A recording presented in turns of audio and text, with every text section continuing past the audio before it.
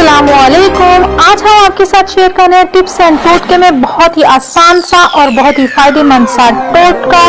चलें जी, टोटके की तरफ जाने से पहले हमारे चैनल को कर दें जल्दी से सब्सक्राइब और साथ ही साथ बेल आइकॉन को कर दें प्रेस ताकि आपको नोटिफिकेशन मिल सके। हमारी वीडियोस को लाइक और शेयर करें और कमेंट करके बताएं कि आप मज़ीद कौन सी वीडियोस देखना चाहते हैं।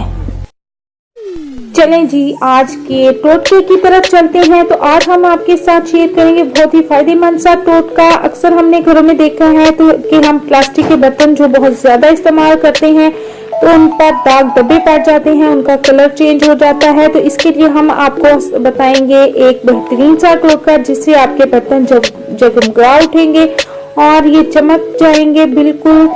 और हमने करना है कि एक टब में हमने तेज गर्म पानी लेना है और इसमें बर्तनों के हिसाब से हमने कपड़े धोने वाला सोडा इस्तेमाल करना है, डाल देना है और फिर इसमें बर्तन डालकर 1 घंटे के लिए हम रख देंगे। और उसके बाद आपने स्पंज के साथ इसे हल्का सा बस साफ कर लेना है और इसके बाद साफ पानी से आप इसे धो लेंगे तो आपके बर्तन ना सिर्फ चमक जाएंगे बल्कि ये बिल्कुल नए जैसे हो जाएंगे। आपको हमारी टिप कैसी लगी कमेंट करके बताएं।